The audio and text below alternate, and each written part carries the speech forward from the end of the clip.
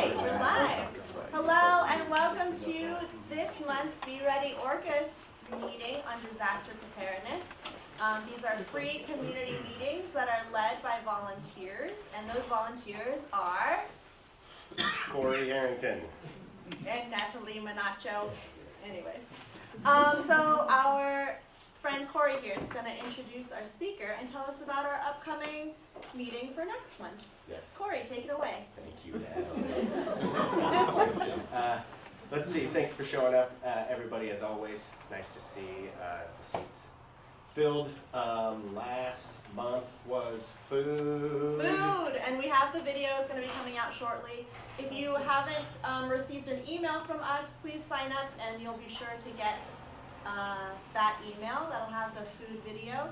Also, it'll have our previous video about, what was that one about? We did Fire Chief. Oh yeah, Fire Chief. That was on there. Good.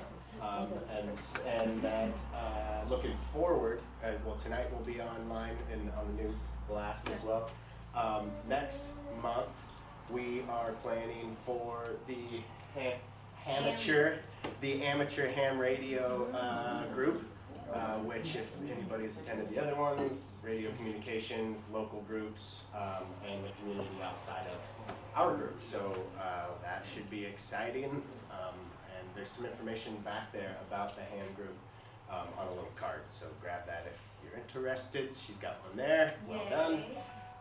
Which brings us to tonight. Everybody is here because we know that it's about water and how important that is, and so I'll get right to it. Mr. Paul Kamin is here to present.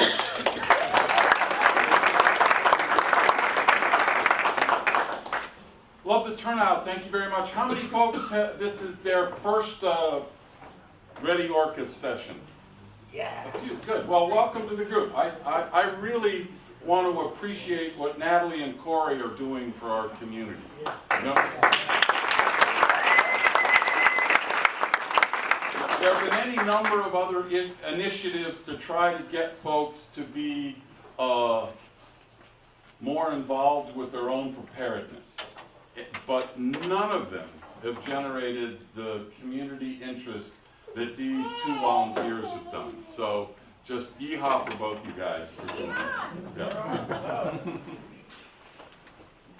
All righty.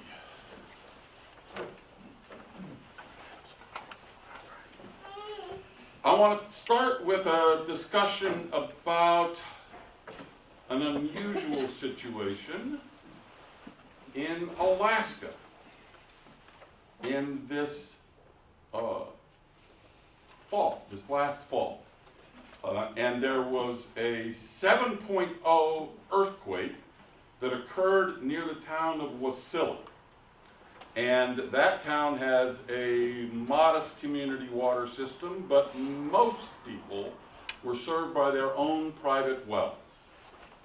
A situation remarkably similar to that in San Juan County, where 40% of the population are on their own wells.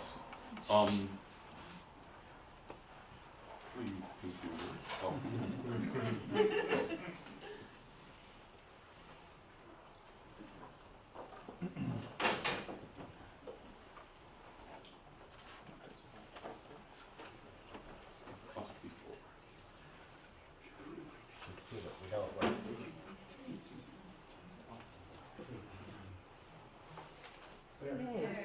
Yeah.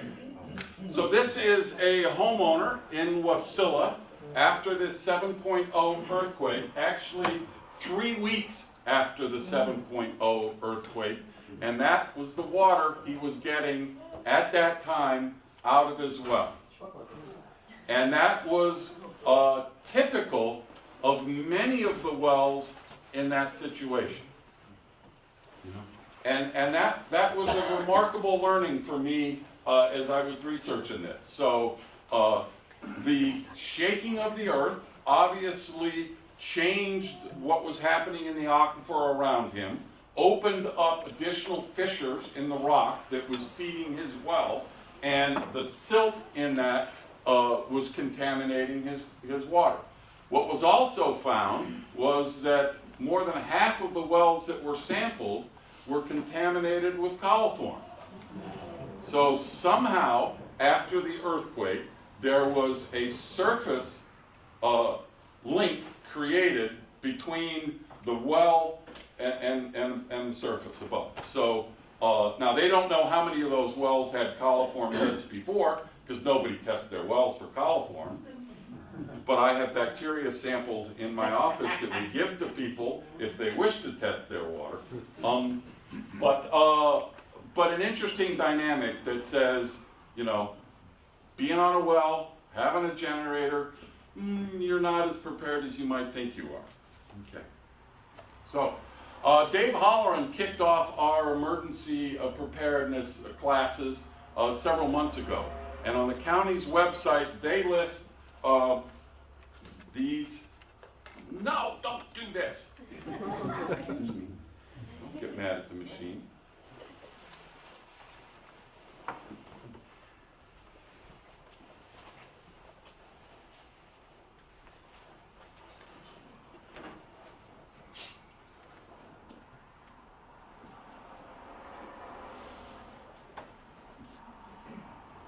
The emergency you have to be prepared for. And we are trying to be.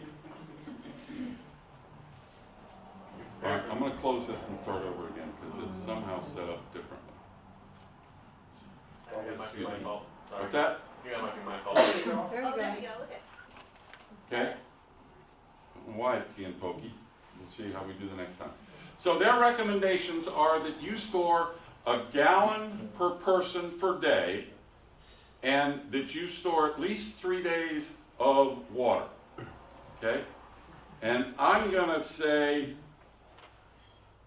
hooey, to that. You know, that might get you through,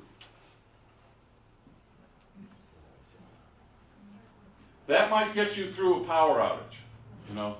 That is not gonna get you through the natural disasters that we are talking about, okay? One of my friends runs 2 water systems on the west side.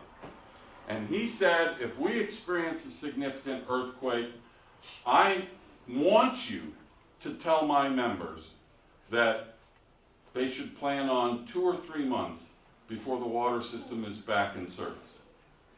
Okay?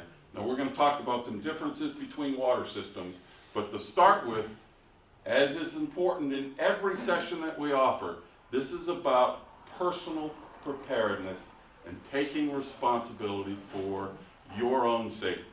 Okay, so my recommendation is, you know, at least 30 days, and I'll show you how we have helped in our home to prepare for that. So there's lots of different ways to do this storage options, you know, from buying bottled water at the store, you know, and working your way up to, you know, 5-gallon jugs or 55-gallon drums or 200-gallon supplies of water, okay? So this is, you know, easy, but it's really, really expensive if you're going to be putting up hundreds of gallons.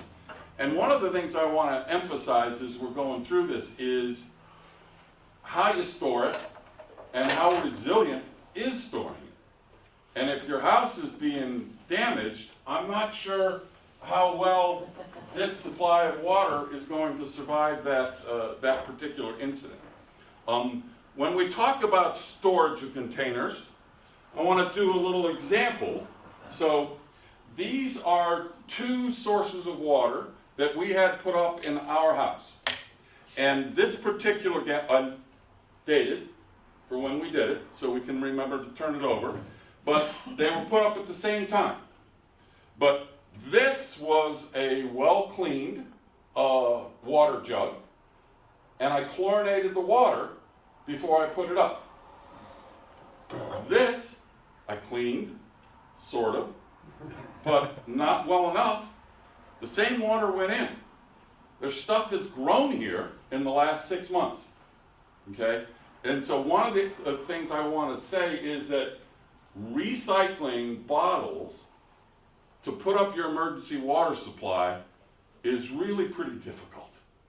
To get them as clean as you want so that there wasn't some remnant of the apple juice that was in here when I bought the container that has made this water less than desirable for me at this particular time. And it has the chlorine in it. I did not chlorinate this one. Oh, okay. Okay. Yep. So again, yeah. The And it wasn't Eastsound Water either. No. So, I thought this was a rather clever way of storing a large volume of water. These are individual bricks that hold 3.5 gallons each, specifically designed to stack themselves. Most, but maybe not all of us in this room, could actually lift 3.5 gallons of water. Bigger than that, it's getting more and more challenging. I like the fact that they're kind of structural as they're nestled together, and then you've got the tops in the lower left-hand corner that you attach to each brick as you need to have the water. And you can buy them when your resources allow you to, and slowly build up your supply. And I think that's one of the really cool lessons that I've seen in emergency planning for homeowners is, don't try to do it all at once, but do it something every month, you know, a little bit. Then you're not, oh my gosh, this is going to cost me $1,000 to get ready. No, spend 10 or 20 bucks a month and add to your resources and your preparedness. Okay.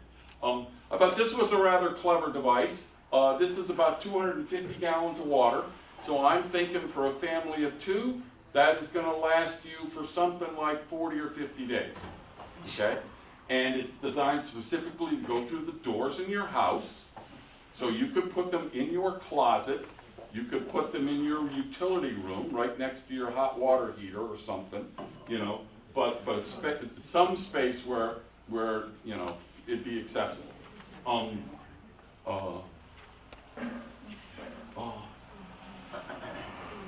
Again, quick lesson that I've learned with this is your water doesn't last forever. You know, you'd like to think it does. The store-bought does last longer than the stuff you put up yourself usually, but the recommendations are that you swap stuff out on a fairly regular basis, and I'll get to that. So where do you put it? Okay. Dark spaces are better than out in the open. Sunlight encourages growth. You don't want growth in your water. Okay. You got to think about, when my house is damaged, can I get to my resources? You know.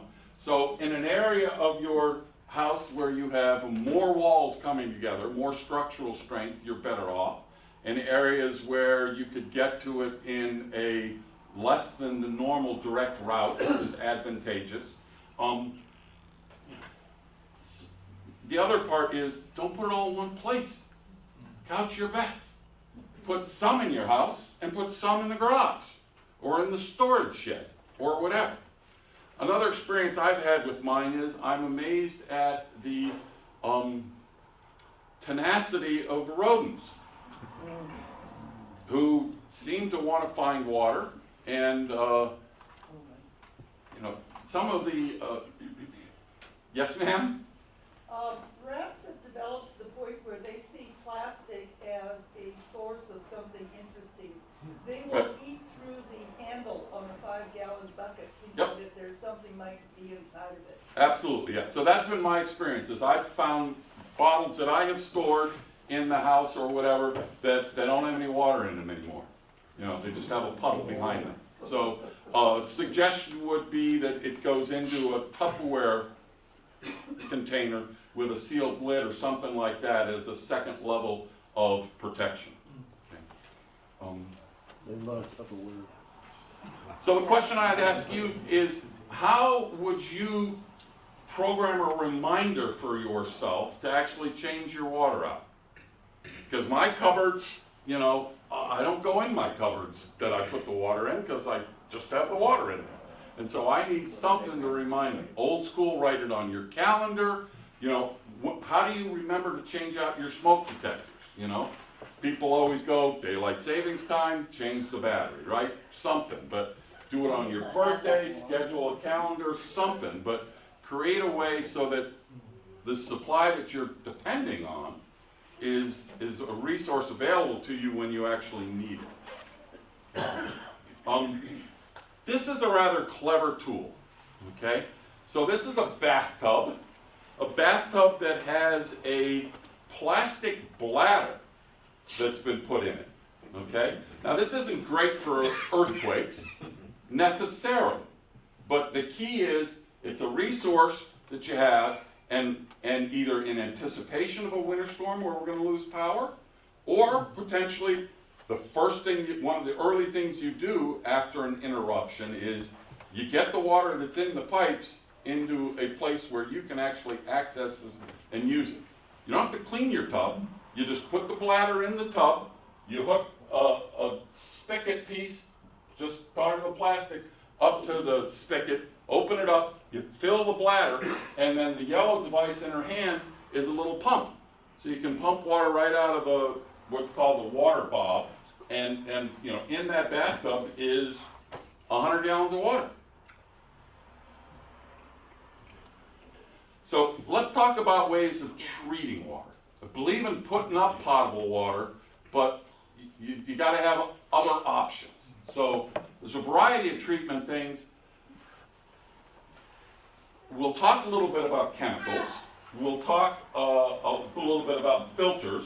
Boiling water is always an option, but what's the fuel source you have? And how much fuel are you going to put up to be able to do that?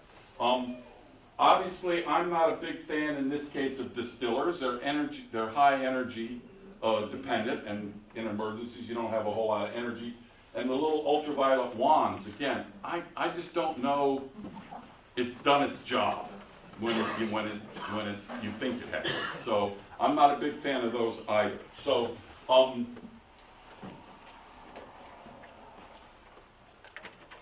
we have a couple different filter options that we're going to demonstrate. So this is a small little filter in my hand here. That's similar to what's here. You fill this pouch with dirty water, and gravity filters it or drops it through the filter and into the clean bag. So you can be filtering 3 gallons an hour all day long if you want. Okay. How long does that filter last? What's that? Well, that's a good question, Ron, and we'll get there. So this little filter, I'm not hawking a product necessarily, but I did some research and found this one substantially better than many others. So this is called a Sawyer Mini, and the idea here is that this will filter water, and you can use a number of different ways. Pete, you going to come up and help me with this one? More than happy to. Okay, so one option is you can take it, attach it to a straw, and suck it right out of a water source. So this water came out of the stormwater pond that's right next door. And he's gonna go. Okay? And so he's drinking right out of that. Okay? Now, if I was in an emergency mode, I might, instead of drinking right out of the pond, although you can, this is a backpacker's piece of equipment, I might take this gunky water from the pond with the floaties and everything and pour it through a coffee filter or two. And it takes me a minute, but that's going to do a significant amount of pre-treatment, okay, to help us along with that. All right? So another option with this is you can fill a bottle, regular water bottle, with water from an unknown source, connect the filter directly to the bottle, squeeze the bottle, and filter the water. And you can see the quality of the filter is significantly better than the original source. So this filter goes down to 0.1 microns. It's the smallest measurable amount. And that removes Giardia, Cryptosporidium, you know, all of the nasties for you. So this is specifically will make you potable water. The question, Ron, you had is how much? That filter will do 100,000 gallons of water. A single family home uses 33,000 gallons of water. So that's 3 years of water for a single-family home. Do you have to backwash that? That is the perfect net question. But the system for backwashing is pretty easy. You're just like Vanna White here. You know? I'm trying. I've watched a lot of infomercials. Yeah, you're doing great. So this is pushing water backwards through the filter. So you notice it needs it because when you suck through it, it's harder to suck. Because normally it's just like sucking through a regular straw. It's kind of amazing. But a couple of 3 backwashes and you're back to good again. With clean water. Yeah, with filtered water. That's the really good idea. So that's what just came out of it Yep. compared to. Yep. All right.